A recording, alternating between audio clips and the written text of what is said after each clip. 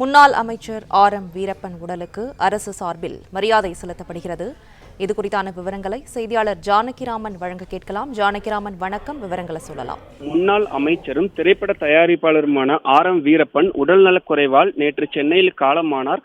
அவரது உடல் பொதுமக்கள் அஞ்சலிக்காக சென்னை தியாகராய நகரில் உள்ள இல்லத்தில் வைக்கப்பட்டு திரைப்பிரபலங்கள் மற்றும் அரசியல் தலைவர்கள் என பல்வேறும் நேரில் வந்து அஞ்சலி செலுத்தினர்.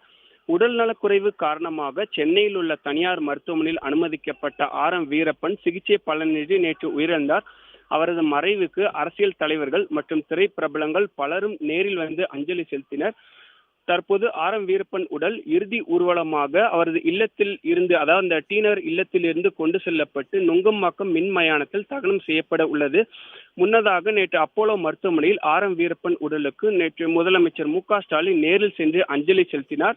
அதன் பின்னர் டீநகர் இல்லத்துக்கு வீரப்பன் உடல் கொண்டு வரப்பட்ட பிறகு இசையமைப்பாளர்கள் தேவா, இளையராஜா, நடிகர்கள் ரஜினிகாந்த், கமலஹாசன், சிவகுமார், சுப்பு பஞ்சு, எஸ்.வி. சேகர், நாசர், இயக்குநர்கள் ஐஸ்வர்யா ரஜினிகாந்த், பாக்யராஜ், எஸ்.பி. முத்துராமன், பாரதி ராஜா, தயாரிப்பாளர்கள் ஆர்.பி. சௌத்ரி, பிரமிட் நடராஜன் மற்றும் அமைச்சர்கள் ரகுபதி, முன்னாள் அமைச்சர்கள் ஜெயக்குமார், பொன்னையன், காங்கிரஸ் செல்வ பெருந்தகை மற்றும் திமுக பொருளாளர் டி.ஆர். பாலு என ஏராளமான அரசியல் தலைவர்கள் மற்றும் திரைப்பிரபலங்கள் நேரில் வந்து வீரப்பன் உடலுக்கு அஞ்சலி செலுத்தினர். திரைப்பட தயாரிப்பாளராக இருந்த வீரப்பன் நடிகர்கள் எம்.ஜி.ஆர்., ரஜினிகாந்த் மற்றும் கமலஹாசன் உள்ளிட்ட வைத்து பல்வேறு திரைப்படங்களை தயாரித்துள்ளார். அவரது மறைவு திரையுலகிலும் அரசியல் உலகிலும் உள்ளவர்களுக்கு மிகுந்த சோகத்தை ஏற்படுத்தியுள்ளது என்று சொல்லலாம். மேலும் வீரப்பனின் மறைவு அரசியல் உலகிற்கு மட்டுமின்றி திரையுலகம், இலக்கியம் உள்ளிட்ட துறைகளுக்கும் பேரிழப்பு என்று முதலமைச்சர் மு.க.ஸ்டாலினும் தனது இரங்கல் செய்தியில் தெரிவித்திருந்தார்.